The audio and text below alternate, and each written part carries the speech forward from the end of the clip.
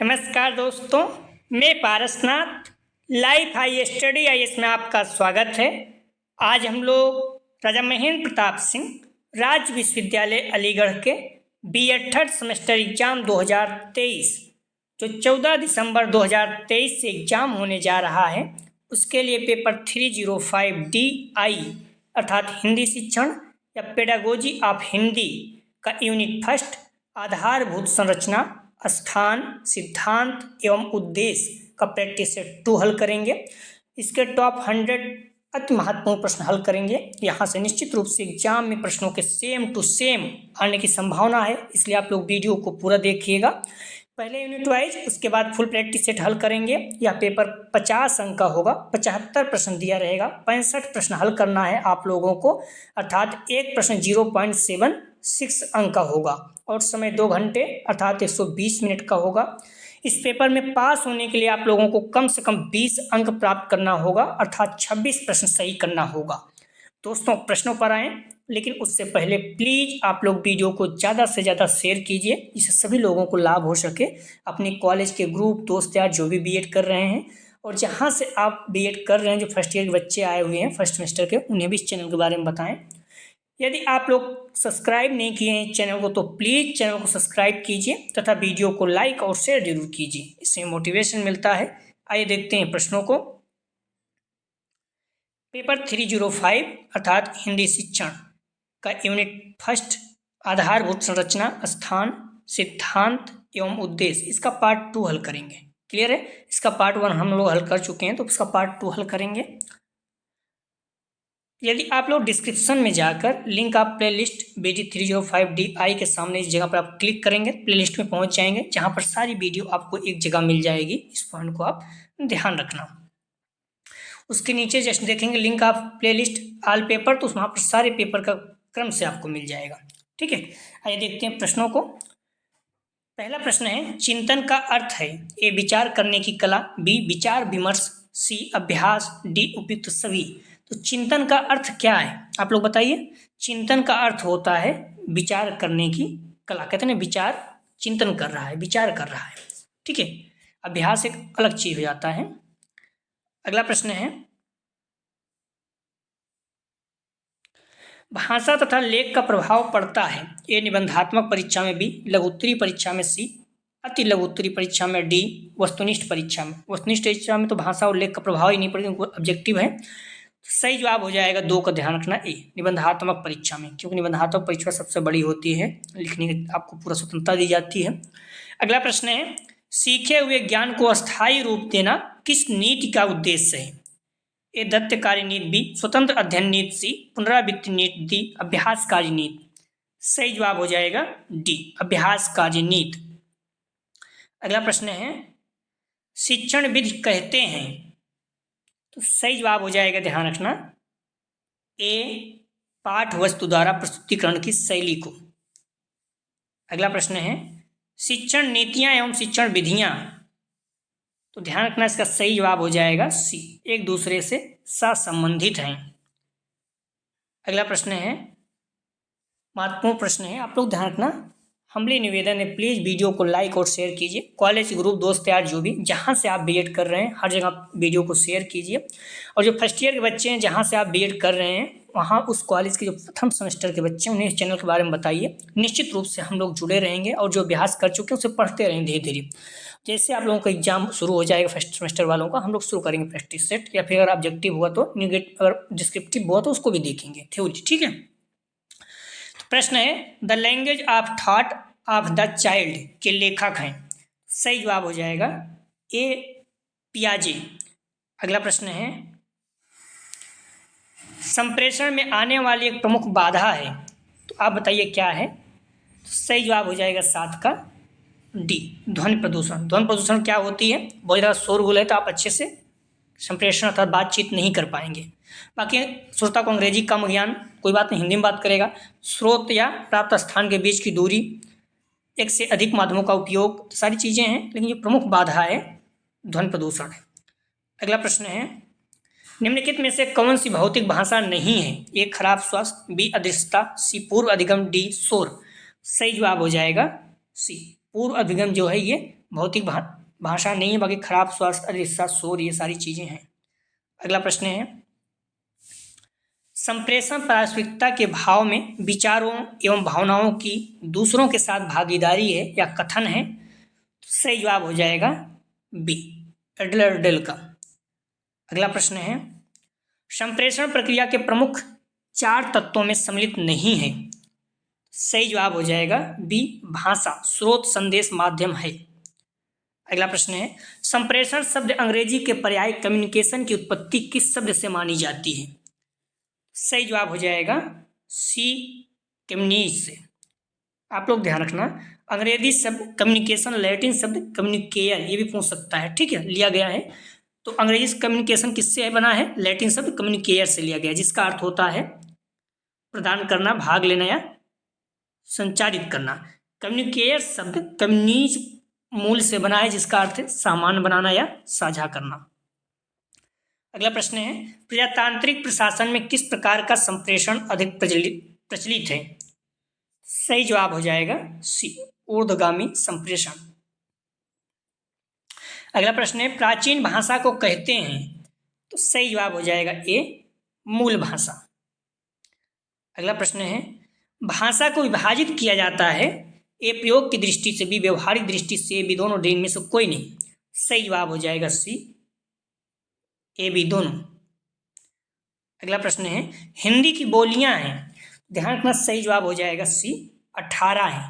Model में देखोगे तो 17 दिया हुआ, जो कि गलत है, ठीक है। हिंदी कितनी बोलियां हैं? तो 18। हिंदी भाषा की 18 बोलियां, 5 उपभाषाएं हैं, ठीक है, 5 उपभाषाएं हैं, जिनमें अवधी, ब्रज, कन्नौजी, बुंदेली, बघेली,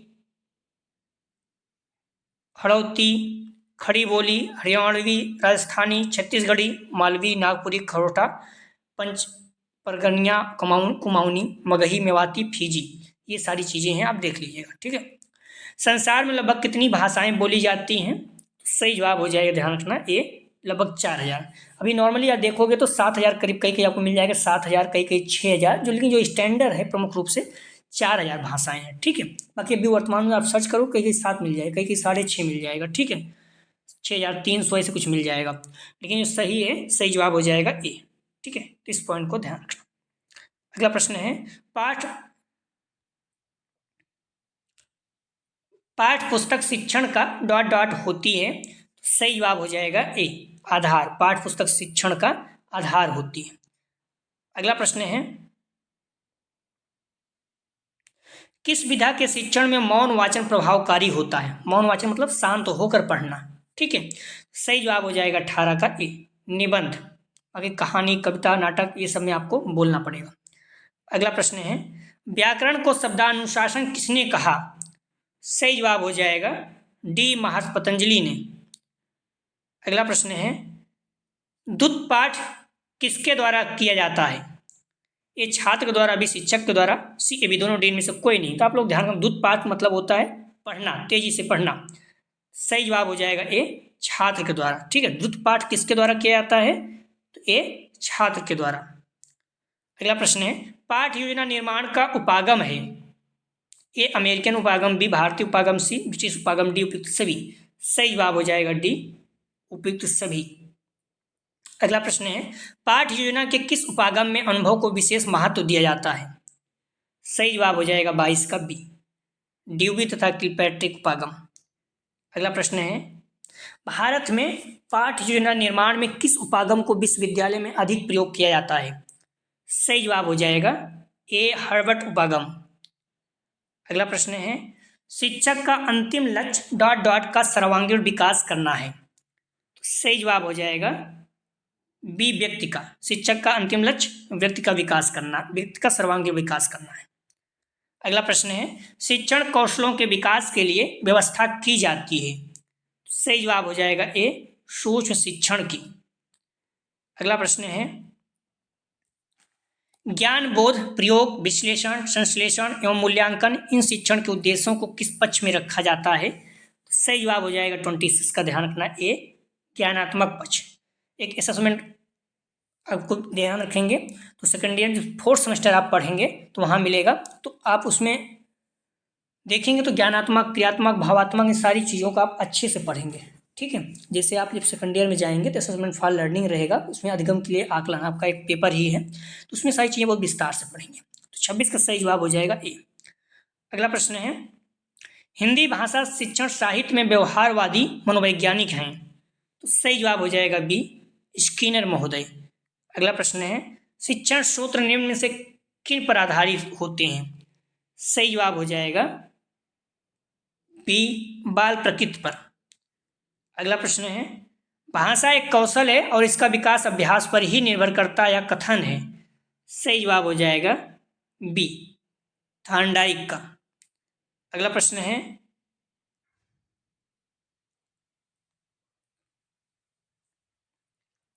मातृभाषा शिक्षण में किन सामान्य सिद्धांतों को ध्यान में रखा जाना आवश्यक है, ए, अभिप्रेरणा एवं रुचि का सिद्धांत, बी, क्रियाशीलता का सिद्धांत, सी, अभ्यास का सिद्धांत, डी, उपयुक्त सभी। सही जवाब हो जाएगा डी, उपयुक्त सभी। अगला प्रश्न है, राजभाषा आयोग का गठन कब किया गया, सही जवाब हो जाएगा बी, 1955 में। राजभाषा संबंधी विवाद निपटारे के लिए 1955 में राजभाषा आयोग का गठन किया गया, 56 में अपनी रिपोर्ट प्रस्तुत की। अगला प्रश्न है, पंचपदी प्रणाली का जनक किसको कहा जाता है, सही जवाब हो जाएगा ए, हर्बर्ट स्पेंसर को। महत्वपूर्ण प्रश्न बार बार पूछा जाता है। जेफ स्पेंसर एक जर्मन मनोवैज्ञानिक थे। ठीक है, उन्होंने पंचपदी चरण, उन्होंने नियोजन की 5 चरणबद्ध प्रणाली की शुरुआत की। नियोजन के लिए उनकी 5 चरण प्रणाली तैयारी रखना, उसमें तैयारी, प्रस्तुति, मेल, सामान्यीकरण और आवेदन सहित 5 असतत कदम शामिल हैं। अगला प्रश्न है, भाषा शिक्षण के 2 अंग कौन से हैं, सही जवाब हो जाएगा 33 का सी, ग्रहण और अभिव्यक्ति दोनों। अगला प्रश्न है, अणुशक्ति, चलचित्र, मुद्रण कला आदि हिंदी शिक्षण की किन किताबों अर्थात विषयों में समाहित रहते हैं, सही जवाब हो जाएगा सी, विज्ञान। अगला प्रश्न है, निम्नलिखित में से कौन सी बोलने की योग्यता है, सही जवाब हो जाएगा डी, आशु भाषण। आशु भाषण मतलब होता है तुरंत बोलना, जैसे किसी चीज़ पे बोलना है तो तुरंत आप बोल सकें, कहते हैं बहुत प्रेजेंट ऑफ माइंड उसका बहुत तेज है, तो आप तुरंत बोल सकें, इसे आशु भाषण कहते हैं। जैसे चल रहे हैं, 2-4 लोग मिल गए, आपको बोला गया कुछ चीज़ पर बोलने के लिए, आप तुरंत बोल सकते हैं। आशु भाषण का अर्थ है भाषा बोलने की शक्ति, और आशु का अर्थ है तेज, जल्दी, अर्थात किसी विषय पर तत्काल बोलना आशु भाषण कहलाता है। आप चल रहे किसी से बात कर रहे हैं, कोई पॉइंट आ गया उस पर बोल सकते हैं, तो इसे आशु भाषण कहेंगे। अगला प्रश्न है, तमिल भाषा की लिपि कौन सी है, सही जवाब हो जाएगा सी, द्रविड़ है। जैसे हिंदी भाषा की क्या है, देवनागरी, उसे तमिल की द्रविड़ है। हिंदी किस भाषा की देन है, ध्यान रखना, हिंदी की जननी कौन है नहीं, माता कौन है नहीं, हिंदी किस भाषा की देन है, सही जवाब हो जाएगा, ध्यान रखना, ए, फारसी होगा। ठीक है, गलत नहीं करना आप लोग। हिंदी मूलतः फारसी भाषा का शब्द है हिंदी, जिसका अर्थ होता है हिंदी या हिंदी से संबंधित। अगला प्रश्न है, हिंदी भाषा का पहला व्याकरण जिस विद्वान ने लिखा उसका नाम है, सही जवाब हो जाएगा सी, डॉक्टर क्लार्क। अगला प्रश्न है, हिंदी शब्द का संबंध संस्कृत के निम्न शब्द से है, सही जवाब हो जाएगा बी, सिंधु। अगला प्रश्न है, हिंदी भाषा में प्रयुक्त स्वरों की सहायता से उच्चारित ध्वनियों को कहते हैं, सही जवाब हो जाएगा ए, व्यंजन। अगला प्रश्न है, हिंदी की मूल भाषा या जननी है, सही जवाब हो जाएगा ए, संस्कृत। अगला प्रश्न है, मातृभाषा आधारशिला है, तो सही जवाब हो जाएगा सी, शिक्षा की। अगला प्रश्न है, संविधान के अनुसार हिंदी में कौन से अंक ग्रहण किए गए हैं, सही जवाब हो जाएगा 43 का सी, अंतर्राष्ट्रीय अंक। अगला प्रश्न है, लिपि का सही ज्ञान एवं अभ्यास का उद्देश्य किस स्तर का है, सही जवाब हो जाएगा 44 का, ध्यान रखना, बी, प्रारंभिक स्तर का। अगला प्रश्न है, भाषा उस व्यक्ति ध्वनि चिन्हों की पद्धति को कहते हैं जिसके माध्यम से समाज समूह परस्पर व्यवहार करते हैं या कथन है, सही जवाब हो जाएगा 45 का ए, ब्लॉग तथा ट्रेजर का। अगला प्रश्न है, इनमें से श्रव्य सामग्री है, ध्यान रखना, रेडियो बिल्कुल, ग्रामोफोन, टेप रिकॉर्डर, उपयुक्त सभी, सही जवाब हो जाएगा इसका डी, सभी हो जाएगा। अगला प्रश्न है, संपूर्ण सूक्ष्म शिक्षण की प्रक्रिया के लिए कितना समय निर्धारित किया गया है? सही जवाब हो जाएगा, ध्यान रखना, डी, 36 मिनट है। ठीक है, माइक्रो टीचिंग के लिए 36 मिनट है। अगला प्रश्न है, पाठ की प्रतिपुष्टि के लिए कितना समय निश्चित किया गया है? सही जवाब हो जाएगा सी, 6 मिनट। अगला प्रश्न है, इनमें से दृश्य श्रव्य जनसंचार माध्यम है? सही जवाब हो जाएगा बी, दूरदर्शन। अगला प्रश्न है, शिक्षा की प्रक्रिया में शिक्षक किसके सदृश कार्य करता है?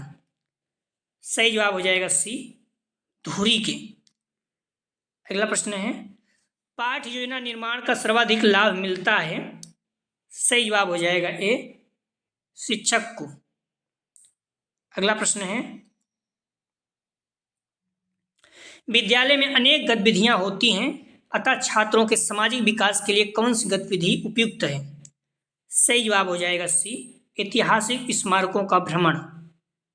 अगला प्रश्न है, मैजिक लैंटर्न कहते हैं, तो ध्यान रखना, मैजिक मतलब जादू होता, तो जादुई लालटेन किसे कहते हैं? सही जवाब हो जाएगा 53 का ए, चित्र विस्तारक। चित्र विस्तारक को मैजिक लैंटर्न या जादुई लालटेन कहते हैं। जादुई लालटेन नाम शुरुआती दर्शकों के अनुभव से आया। इन्होंने क्या, शैतानों स्वर्गदूतों को दीवार पर रहस्यमय तरीके से प्रकट होते देखा था, जैसे कि जादू से, इसलिए से जादुई लालटेन कहने लगे। अगला प्रश्न है, बालकों में रटने की प्रवृत्ति कम होती है? ए, पाठ्यपुस्तक के प्रयोग से, बी, दृश्य श्रव्य साधनों के प्रयोग से, डी, सी, पढ़ने की पुनरावृत्ति से, डी, इनमें से सभी। तो बालकों में रटने की प्रवृत्ति कम कैसे होगी, आप बताइए। सही जवाब हो जाएगा बी, श्रव्य दृश्य साधनों के प्रयोग से। कोई चीज़ सुनाई भी दे, जैसे टीवी है, दिखाई भी दे, तो इसमें क्या करेंगे, रटेंगे कम। ठीक है, बाकी पाठ्य पुस्तक दे दोगे तो उसको अगर नहीं याद हो रटेगा ही। ठीक है, पढ़ने की पुनरावृत्ति मतलब बार बार रट ही रहा है। अगला प्रश्न है, द्विविकल्पी प्रश्नों का निर्माण कितने प्रकार से किया जाता है? सही जवाब हो जाएगा 55 का सी, 3 प्रकार से। अगला प्रश्न है, पुनः स्मरण प्रश्न कितने प्रकार के होते हैं? सही जवाब हो जाएगा सी, ए, बी दोनों, साधारण पुनः स्मरण और रिक्त स्थान पूर्ति दोनों। अगला प्रश्न है, वस्तुनिष्ठ परीक्षणों का विकास किसने किया? सही जवाब हो जाएगा ए, जे.एम. राइस ने। अगला प्रश्न है, उपचारात्मक शिक्षण में प्रमुख रूप से चयन किया जाता है? सही जवाब हो जाएगा सी, शिक्षण नीतियों एवं युक्तियों का। अगला प्रश्न है, किस परीक्षण में छात्र को आत्म प्रकाशन का अवसर नहीं मिलता है? सही जवाब हो जाएगा सी, वस्तुनिष्ठ परीक्षण। अगला प्रश्न है, एक प्रस्तावना कथन एक छात्र को एक नई अवधारणा को सीखने में कैसे मदद करता है? सही जवाब हो जाएगा सी, या छात्र को विषय की कठिनाई स्तर को समझने में मदद करता है। अगला प्रश्न है, विद्यालय में कितनी भाषाओं में पढ़ाना चाहिए? सही जवाब हो जाएगा, ध्यान रखना, डी, मातृभाषा, राष्ट्रभाषा और एक तीसरी भाषा होगी विदेशी भाषा व एक प्राचीन भाषा। ठीक है, तो कम से 3 भाषाओं में, मातृभाषा, राष्ट्रभाषा और विदेशी भाषा व एक प्राचीन भाषा। अगला प्रश्न है, विश्व में सबसे पहले किस लिपि का विकास हुआ? विश्व की बात कर रहा है। सही जवाब हो जाएगा ए, चित्रलिपि का। पहले लोग चित्र बनाकर ही समझाते थे, बोल नहीं पाते थे, उनको समझ में तो कैसे बोलना है, तो चित्रलिपि बनाते थे और समझाते थे। आप देखेंगे कई दीवारों प्राचीन में तो रहेगा। ठीक है, फिर भाव वगैरह शुरू हो जाएंगे। अगला प्रश्न है, नागरी लिपि अन्य किस नाम से प्रसिद्ध है, अर्थात इसका दूसरा नाम क्या है? सही जवाब हो जाएगा सी, देवनागरी लिपि। हम्बली रिक्वेस्ट है, आप लोग वीडियो को लाइक और शेयर कीजिए, कॉलेज ग्रुप दोस्त यार जो भी हैं हर जगह, और वीडियो आप लोग लाइक जरूर किया करें प्लीज। अभिक्रमित अन्वेषण के लिए ज्ञानात्मक उद्देश्यों को व्यवहारिक रूप में लिखने की विधि का विकास निम्न से किसने किया? सही जवाब हो जाएगा ए, रॉबर्ट मेगर ने। अगला प्रश्न है, कोई 2 बालक समान नहीं होते या कथन किस शिक्षण सिद्धांत पर आधारित है? सही जवाब हो जाएगा ए, व्यक्तिगत भिन्नता के सिद्धांत पर। अगला प्रश्न है, बचाव निदान का उच्चतम स्तर है या कथन है? सही जवाब हो जाएगा बी, रॉस का। अगला प्रश्न है भाषा का निर्माण होता है, सही जवाब हो जाएगा 67 का सी, व्यक्तिगत ध्वनियों से।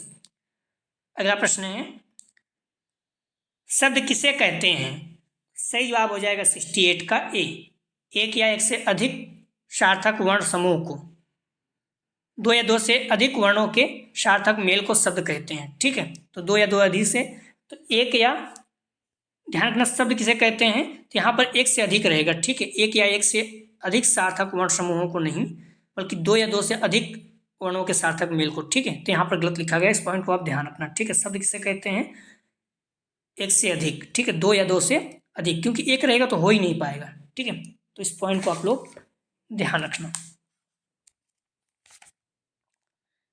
68 का आप लोग ध्यान रखना। ठीक है,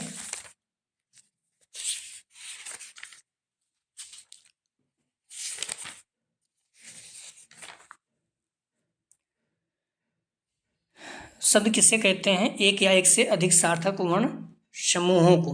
तो ध्यान रखना है, शब्द किसे कहते हैं, एक से अधिक सार्थक वर्ण समूहों को। ठीक है, अर्थात एक से अधिक होगा तो दो या दो से अधिक वर्णों के सार्थक मेल को शब्द कहते हैं। इस पॉइंट को आप लोग ध्यान रखना। ठीक है, 68 का। अगला प्रश्न है पूर्वी हिंदी का संबंध किससे माना गया है। तो 68 का ध्यान रखना आप लोग, ए ही रहेगा, लेकिन यहाँ पर एक नहीं रहेगा। ठीक है, तो दो या दो से, दो या दो से अधिक। ठीक है, इस पॉइंट को ध्यान रखना, एग्जाम में गलत नहीं रहेगा, एग्जाम में सही रहेगा। अगला प्रश्न है पूर्वी हिंदी का संबंध किससे माना गया है, सही जवाब हो जाएगा 69 का बी, अर्धमगधी अपभ्रंश। अगला प्रश्न है हिंदी की उपभाषाएं कितनी हैं, सही जवाब हो जाएगा 5। हम लोग देख भी चुके हैं, वैज्ञानिकों ने हिंदी भाषा को 5 भाग बांटा। कौन कौन से, राजस्थानी पश्चिमी हिंदी, पूर्वी बिहार और बिहारी पहाड़ी। तो ये 5 जो हैं उपभाषाएं हैं, और बोलियां कितनी हैं, 18 हम लोग देख चुके हैं। संपर्क भाषा का तात्पर्य है, सही जवाब हो जाएगा 71 का ए, दो भिन्न भाषाएं बोलने वालों के बीच संपर्क की करने की भाषा। अगला प्रश्न है निम्नलिखित में से कौन सी बात हिंदी की दृढ़ता की द्योतक है, सही जवाब हो जाएगा बी, राजनीतिज्ञों द्वारा हिंदी की उपेक्षा। अगला प्रश्न है पाठ्य पुस्तक ज्ञान, अनुभवों, भावनाओं, विचारों तथा प्रवृत्तियों के संचय का साधन है या कथन है, सही जवाब हो जाएगा ए, हेरोलिकर का। अगला प्रश्न है पाठ्य पुस्तक अध्यापक द्वारा प्रस्तुत किए गए पाठ की पूरक होती है या कथन है, सही जवाब हो जाएगा 74 का ए, टी रेमंड का। अगला प्रश्न है भाषा सीखने हेतु कौशलों में दक्षता आवश्यक है, सही जवाब हो जाएगा डी, 4। अगला प्रश्न है अक्षरों का अंग ठीक अनुपात में होना चाहिए, सही जवाब हो जाएगा, ध्यान रखना, ए, लिखित भाषा। हमारी रिक्वेस्ट आप लोग वीडियो को लाइक जरूर किया करें और शेयर, अगर अभी नहीं शेयर कर सकते क्लास समाप्त होने के बाद शेयर तो कर ही दिया करो, निवेदन है आप लोगों से। किसी लेख का अनुकरण करना है, सही जवाब हो जाएगा डी, उपयुक्त सभी, श्रुतिलेख, प्रतिलेख, अनुलेख। अगला प्रश्न है लिखते समय पृष्ठ पर हाशिया छोड़ना चाहिए, तो ए बाईं ओर, बी दाईं ओर, सी बाईं और दाईं दोनों ओर, डी पृष्ठ के किसी भी भाग पर। तो लिखते समय पृष्ठ पर हाशिया छोड़ना चाहिए, सही जवाब हो जाएगा ए, बाईं ओर। आप देखते हो बाईं ओर थोड़ा सा जगह छोड़ देना चाहिए। ठीक है, हाशिया के दाहिनी, हाशिया के हिंदी अर्थ है अंतिम किनारा, आखिरी छोर, तो कोर, पन्ने या पृष्ठ के चारों ओर किनारा। ठीक है, तो बाईं ओर जो है छोड़ा जाता ज़्यादातर, मूलतः आप देखेंगे, कभी भी आप देखेंगे लिखते समय, हालांकि अभी जो यूपीएससी का आता है उसमें देखेंगे दोनों तरफ छोड़ा रहता है, लेकिन बाईं तरफ नॉर्मली आप किताब में देखेंगे तो छोड़ा रहता है। ठीक है, प्रश्न है निदानात्मक परीक्षण प्रयोग किया जाता है, निदानात्मक परीक्षण प्रयोग किया जाता है, सही जवाब हो जाएगा ए, कमजोर बालकों के लिए। ठीक है, अगला प्रश्न है शिक्षा का मूल अधिकार अधिनियम किस वर्ष लागू किया गया, सही जवाब हो जाएगा, ध्यान रखना, बी, 2010 में, 2009 में पारित किया गया, 2010 में लागू किया गया। शिक्षा के मूल अधिकार अधिनियम को व्यवहारिक रूप देने के लिए संसद में निःशुल्क एवं अनिवार्य शिक्षा अधिनियम 2009 पारित किया गया, 1 अप्रैल 2010 से लागू किया गया। इस अधिनियम में 7 अध्याय और 38 खंड है। इस पॉइंट को आप लोग ध्यान रखना है, 2 नंबर मोस्ट इंपॉर्टेंट, पीसीएस वगैरह में भी पूछा जाता है किसी भी एग्जाम में। अगला प्रश्न है, हिंदी जन जन की भाषा है, हिंदी को राजभाषा के रूप में दर्जा दिया गया, कब दिया गया? सही जवाब हो जाएगा बी, 14 सितंबर 1949 को। इसी दिन से हिंदी दिवस भी मनाया जाता है 14 सितंबर को। अगला प्रश्न है, राष्ट्रीय ज्ञान आयोग ने व्यावसायिक शिक्षा के स्थान पर किस शब्द का प्रयोग की सिफारिश की? सही जवाब हो जाएगा 82 का, ध्यान रखना बी, कौशल विकास का।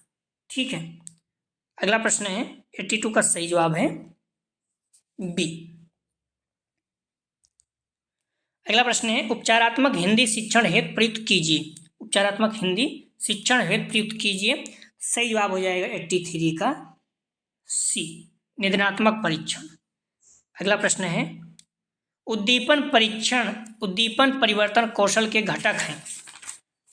सही जवाब हो जाएगा, ध्यान रखना, 84 का डी, शरीर संचालन, हाव भाव, स्वर में उतार चढ़ाव। अगला प्रश्न है, मूल प्रवृत्ति का सिद्धांत है। सही जवाब हो जाएगा सी, अभिप्रेरणा का। अगला प्रश्न है, लेखन कौशल के अभ्यास के लिए महत्वपूर्ण है। सही जवाब हो जाएगा बी, व्याकरण अभ्यास का। अगला प्रश्न है, प्राथमिक विद्यालय के कुछ विद्यार्थियों के श्रवण और वाचन कौशल के विकास के लिए इनमें से कौन सी पद्धति उपयुक्त है? सही जवाब हो जाएगा बी, अभिनय तथा संवाद। अगला प्रश्न है, मानव अपने विचारों का आदान प्रदान मुख्य रूप से किन प्रक्रियाओं के द्वारा करता है? सही जवाब हो जाएगा, ध्यान रखना बी, संभाषण के द्वारा। अगला प्रश्न है, भाषण कौशल मूल्यांकन के लिए अनिवार्य है। सही जवाब हो जाएगा 89 का ए, संभाषण। अगला प्रश्न है, लेखन परंपरा का नीचे दिए गए पर्यायों में से किससे संबंधित है? सही जवाब हो जाएगा सी, निर्धारित स्थानों पर विराम चिन्ह का प्रयोग। अगला प्रश्न है, भाषा सीखने का दूसरा साधन क्या है? सही जवाब हो जाएगा सी, अभ्यास। अगला प्रश्न है, वाचन का अर्थ है। सही जवाब हो जाएगा बी, पढ़ना होता है। अगला प्रश्न है, उत्पादन कौशल में किसका समावेश होता है? सही जवाब हो जाएगा सी, संभाषण लेखन। अगला प्रश्न है, पढ़ने की प्रारंभिक स्थिति में शिक्षक ध्यान देता है। सही जवाब हो जाएगा सी, अक्षर ध्वनि समन्वय पर। अगला प्रश्न है, श्रवण और पठन है। सही जवाब हो जाएगा ए, ग्रहणशील कौशल।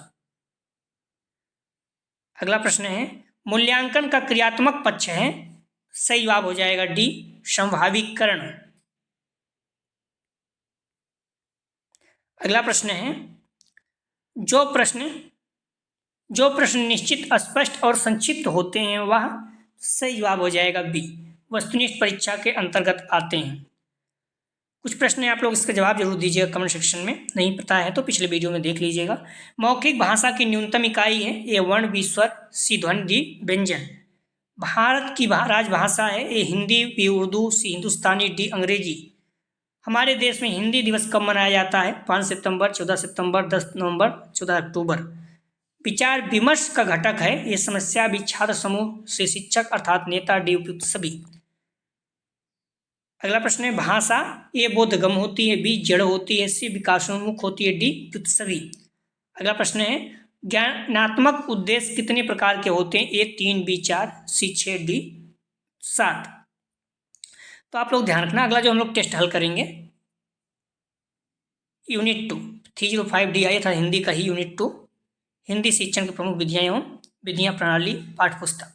ठीक है, तो आप लोग ध्यान रखना, कई शब्द ऐसे हैं जो भी पेडागोजी के हैं, देखेंगे तो मैथ में भी हिंदी के कई चीज़ मिलती रहेगी, तो आप लोग सॉल्व करते रहिए। जो भी समय मिलता है सारा प्रैक्टिस से जितना हो सके हम लोग करेंगे। ठीक है, पेडागोजी की जो भी शिक्षण विषय हैं, तो आप लोग जुड़े रहें। प्लीज़ वीडियो को लाइक और शेयर जरूर करें, निवेदन है आप लोगों से कि वीडियो को लाइक और जरूर करें।